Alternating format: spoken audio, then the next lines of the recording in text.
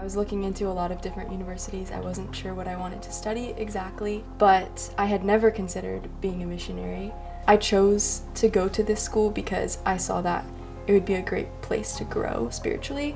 So it wasn't necessarily to be a missionary, that's not how it started.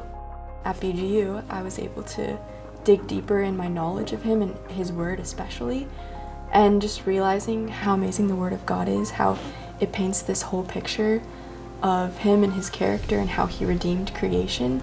You know the verse in Matthew where they dig up a treasure and they find it and then they go and sell everything to buy this land. And this was exactly how I felt when I came to these revelations at BGO. I felt that I had found this treasure and I just wanted to share it with people. I wanted to share these deep biblical truths.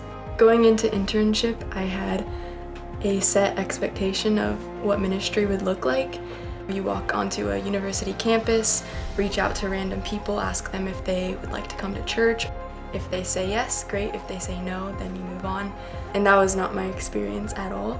The culture in general is you're slow to build a relationship with somebody, and then once you have that relationship, it goes very deep.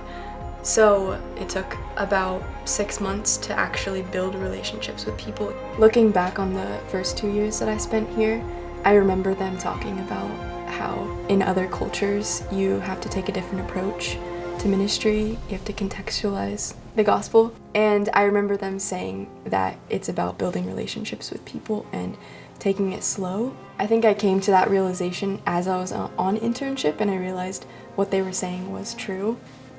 So Esty was another girl that I got really close with. She's Catholic. She obviously has a different looking relationship than we do with Christ.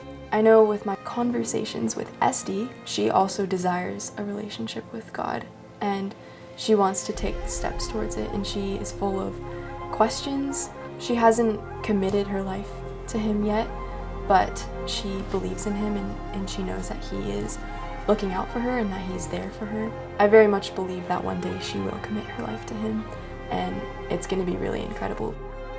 As I was on the mission field, I had this pressure on people wondering, why can't you just choose now, you know? It's so easy, but it's really not easy. And I think that the greatest thing that I learned was just seeing, it is a hard decision, and it does take sacrifice.